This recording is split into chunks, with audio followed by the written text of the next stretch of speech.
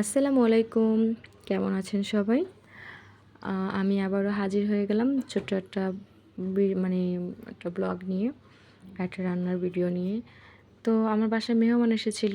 তো তাদের জন্য কী আয়োজন করেছিলাম, তো সেটাই আপনাদের সাথে শেয়ার করব। অবশ্যই ফুল ভিডিও দেখবেন এবং সুন্দর গঠনমূলক কমেন্ট করবেন।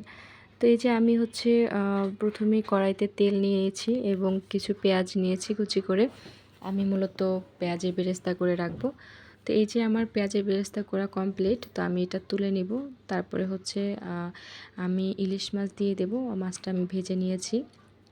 শুধু ইলিশ মাছ ভাজা হবে, তো এই জন্য আমার ভাজাটা কমপ্লিট।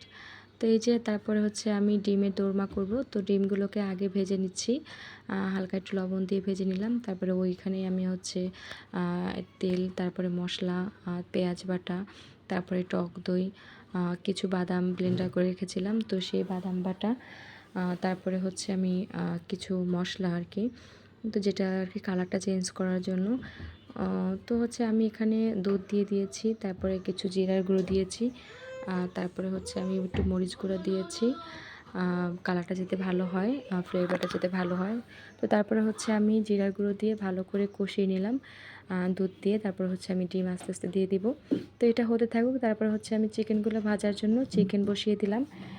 আমি হচ্ছে চিকেনগুলা আমি একে বেশি করে নিয়েছিলাম চিকেনগুলো, তো এই জন্য একটু কষ্ট হচ্ছিল। তো তারপরে হচ্ছে আমি চিকেনগুলোকে ভাজার জন্য হচ্ছে আমার প্রায় ভাজা শেষ, অর্ধেকটা হয়ে গেছে। তো বাকিটা হচ্ছে আমি একটু কষ্ট হলেও কিছু করার নেই, আসলে বসিয়েছি বলে কথা। তো এই যে আমার চিকেন গুলো ভাজা শেষ, এখন আমি রোস্টের জন্য বসিয়ে দিব। তেল, পেঁয়াজ কুচি, তারপরে হচ্ছে বাটা মশলাগুলো দিব, রসুন বাটা, আদা বাটা, পেঁয়াজ বাটা দিয়ে ভালো করে কষিয়ে নিব। তারপরে হচ্ছে কেকে টক দই দিয়ে দিব। তারপরে ওই যে ব্লেন্ডার করা বাদাম রেখেছিলাম, সেই বাদামটা দিয়ে দিব। আসলে মশলাটা ভালো করে কষাতে হবে। তারপরে হচ্ছে রোস্টের যে মশলা থাকে যেটা, ওইটা দিয়েছি আমি। ওইটা দিয়ে হচ্ছে ভালো করে কষিয়ে নিব যাতে ফ্লেভারটা ভালো হয়। আসলে মশলাটা ভালো করে কষাতে হবে। তো এই যে আমি এটা ভালো করে কষানোর জন্য দুধ দিয়ে দিয়েছি।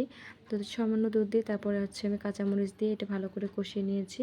তো কষানোর পর যদিও দেখলাম যে ওই কড়াইতে হবে না, তো বড় কড়াইতে নিলাম আবার। তারপর হচ্ছে আমি একে একে দুধ দিয়ে তারপর হচ্ছে রোস্টগুলোকে সবগুলো দিয়ে দিয়েছি। তো এই যে দিয়ে তারপর হচ্ছে কিছুক্ষণ জাল করার পরে তো আমার রোস্টটা কমপ্লিট হয়ে যাবে। তো এই যে আমার ওরা ফোন এসেছিলো, কথা বলতে গিয়েছি। তো যাই হোক, খুবই অল্প অল্প আসলে ভিডিও ক্লিপগুলো নিয়ে ভিডিওটা করেছি।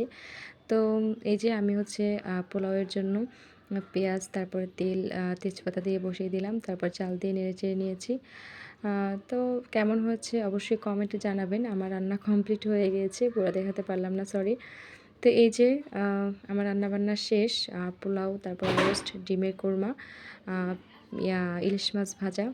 তো এই তো সামান্য আয়োজন। তো কেমন হয়েছে অবশ্যই কমেন্টে জানাবেন। আর ফুল ভিডিও দেখার জন্য ধন্যবাদ। আসসালামু আলাইকুম।